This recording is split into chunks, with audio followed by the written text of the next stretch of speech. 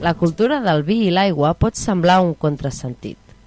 No obstant, el vi té un 80% d'aigua i avui, degut a diversos imperatius de la societat, l'aigua té un protagonisme a taula cada vegada més important i que comparteix amb el vi.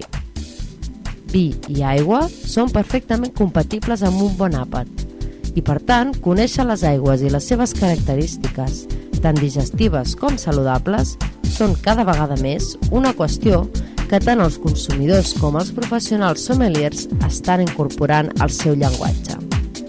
Recentment, l'Acadèmia de les Aigües ha realitzat un curs d'introducció al coneixement i tast d'aigües a l'Escola d'Hoteleria i Turisme de Barcelona, patrocinat pel grup ITSI Català i on ja ha participat un bon nombre d'alumnes durant 3 dies.